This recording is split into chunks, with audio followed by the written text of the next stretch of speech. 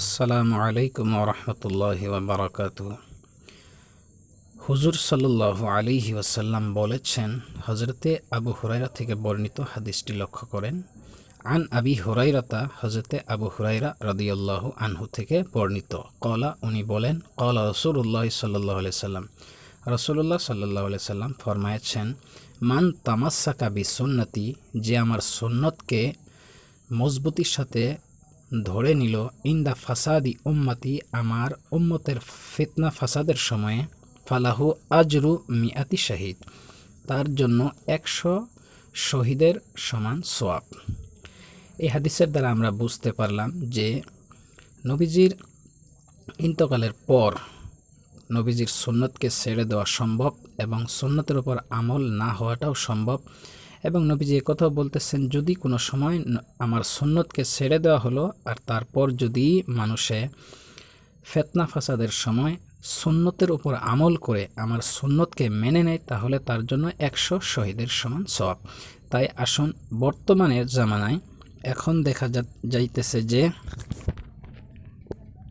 আমাদের সমাজে একটা বিষয় প্রচলিত, যে আমাদের সমাজে একটি জিনিস চলতেছে কি, যে আর এই জিনিস নিয়ে নানান জায়গায় ফিতনাও দেখা যাইতেছে, যে জুমার দিন সানি আজান যেটা হয়, সেই আজানটা কোন জায়গায় থেকে দেওয়া দরকার। বহুতেরই এই জিনিস নিয়ে, এই আজান নিয়ে নানা ধরনের মন্তব্য এবং বহুতে হাদিস দেখিয়েও বলে থাকে। তাই আপনাদের সম্মুখে আবু দাউদ শরীফের এই হাদিসটি আমি পেশ করতেছি এবং হাদিসের তর্জমাও আপনাদেরকে শুনাইতেছি। তর্জমার দিকে লক্ষ্য করেন। আনিস সাইব ইবনে ইয়াজিদা, হযরতে সাইব বিন ইয়াজিদ থেকে বর্ণিত, কল, তিনি বলেন, কানা ইউআযানু বাইনা ইয়াদাই রাসূলিল্লাহি সাল্লাল্লাহু আলাইহি ওয়াসাল্লাম, কানা ইউআযানু, আজান দেওয়া হতো, বাইনা ইয়াদাই রাসূলিল্লাহি সাল্লাল্লাহু আলাইহি ওয়াসাল্লাম, রাসূলুল্লাহ সাল্লাল্লাহু আলাইহি ওয়াসাল্লামের সম্মুখে, ইদা, যখন, জালাসা আলাল মিম্বার, মিম্বরের উপরে নবীজি বসতেন, ইয়াউমাল জুমআতি, জুমার দিনে, আলা বাবিল মসজিদি, মসজিদের দরজায়, অর্থাৎ আজানটি কোন জায়গায় হতো? মসজিদের দরজায় হতো।